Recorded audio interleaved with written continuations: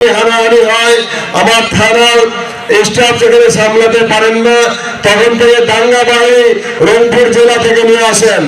তার কারণে তাদের হাতে থাকে ঢাল দিয়ে সমস্ত কি করে মোকাবেলা করে, তখন বহিঃশত্রুরা এখান থেকে পলায়ন করে। আমরা যে লাঠি নিয়ে যাচ্ছি, যে পাথর নিয়ে যাচ্ছি, যে ইট পাট্টাকে ঢালাঢালি করতেছি, আমরা তো পুলিশের কোনো ক্ষতি করতে পারবো না, বিদায় আমরা বিজয় হতে পারবো না, বিদায় তারা তখন তারা পরাস্ত হতে বাধ্য, তারা চলে যায়।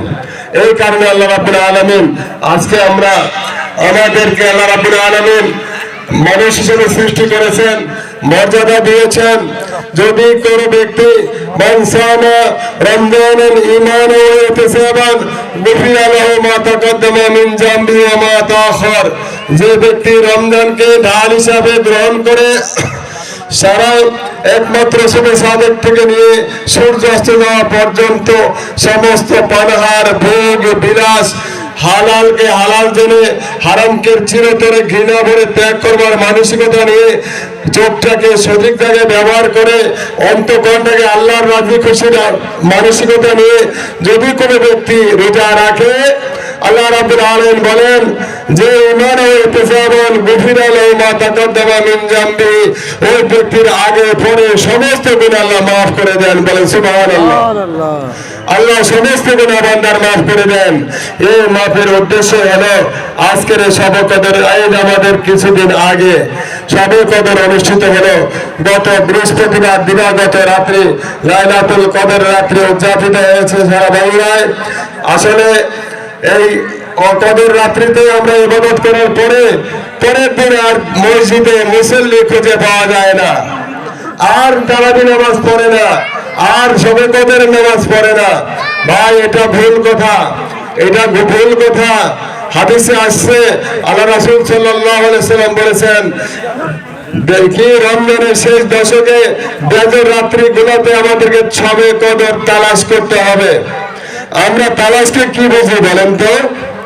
আমরা তালাশ মানে অনুসন্ধান, খোঁজ করি। আসলে খোঁজ করে কি পাওয়া যাবে? আমাদের উচিত হলো রাসূলুল্লাহ সাল্লাল্লাহু আলাইহি সাল্লাম রমজানের শেষ দশকে কি করেছেন? ইতিকাফ করেছেন।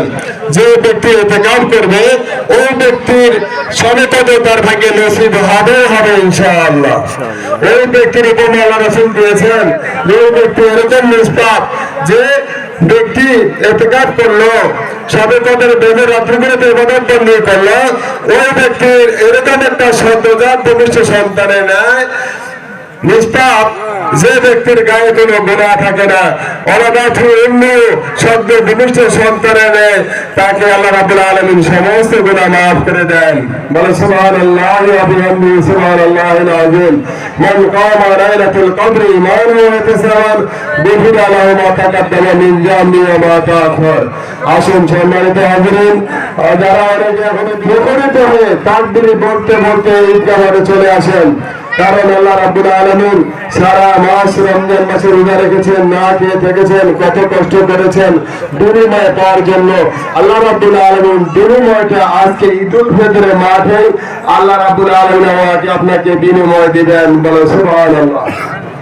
এই কারণে আমাদের আচরণ, আমাদের চলন ফিরন, উঠন বসন রমজান মাসে যেমনটি ছিল, এই রমজান মাসে যেভাবে ত্যাগ করেছেন, হালালকে হালাল জেনেছেন, হারামকে ত্যাগ করেছেন, মুখের ভাষা খারাপ করেন নাই, কাজিয়া ঝগড়া করেন নাই, মামলা মোকদ্দমায় জড়িয়ে দেন নাই, পরকে আপন করেছেন, ইফতারের সময় ছোট বড় ফকির মিসকিন সকলকে নিয়ে কি করেছেন? ইফতার করেছেন।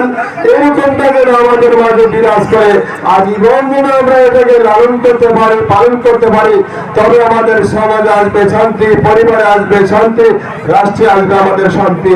আসুন আমরা সকলে আল্লাহ রাব্বুল আলামিনের কাছে আজকের এই দিনে এই খোলা আকাশের নিচে জমিনের উপরে আমরা নিজেকে একটু কি ভাববো? মিসকিন ভাববো। আমরা সকলে আল্লাহর কাছে মিসকিন। আমরা মিসকিন না? আল্লাহ হলে আনন্দের ফকরা, আল্লাহ আমরা ধরে, আমরা গরিব, আল্লাহ আনন্দের ফকরা, আল্লাহ ধরে, তার সীমানায় তার কে ভান্ডার কোনো কমতি নাই, কিন্তু আমাদের কমতি আছে। আমাদের কমতি আছে না নাই? তা আমাদের কমতির জন্য আমরা এলাম ফকির। কার ফকির? আল্লাহর ফকির। কার ফকির? এটা হলো এরকম যে ফকিরা কার কাছে চায়? বড় লোকের কাছে চায়, সিস্টেম। ধনীদের কাছে চায়। কেন চায়? হকদার। কেন চায়? হকদার। আমার হক আমাকে দিতে হবে। এই কারণে সদকাতুল ফিতর, যাতে করে আমরা সকলে মিলে আজকে ঈদগাহ মাঠে আসছি, সদকাতুল ফিতর আদায় করে আসার কথা।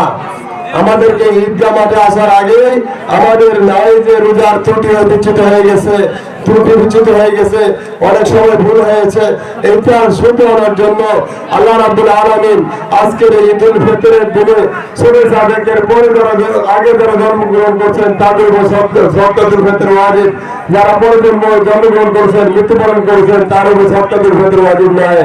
এই বিষয়গুলো মাথায় নিয়ে আমাদের সকলকে আমরা যেমনই ভাবে রমজান মাস ছিলাম, আজকে সকলে মিলে এখানে আসছে, আমরা মিষ্টান রেখে আসছি, তাকবীর পড়তে ধ্বনি দিতে দিতে আসছি। এক রাস্তায় আসছি, আরেক রাস্তায় আমরা যাব। যত রাস্তা হাঁটবেন, যত কদম হাঁটবেন, ততগুলো নেকি আল্লাহ রাব্বুল আলামিন আমার আপনার আমল নামায় দিয়ে দিবেন। বলেন সুবহানাল্লাহ।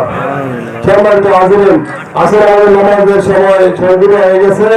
আসুন আমরা সকলে মিলে এই আমার দেশের জন্য, আমার রাষ্ট্রের জন্য, পরিবারের জন্য, বাবা মায়ের জন্য, আত্মীয় স্বজনের জন্য, ফিলিস্তিনের সেই ভাই বোনদের জন্য আমরা কাজ করে দোয়া করবো। আল্লাহ রাব্বুল আলামিন আজকে আমাদেরকেও, তারা ঈদগাহ মাঠে নামাজ পড়তে পারছে না, তাদের উপরে গুলি বর্ষণ করা হচ্ছে, তাদেরকে মৃত্যু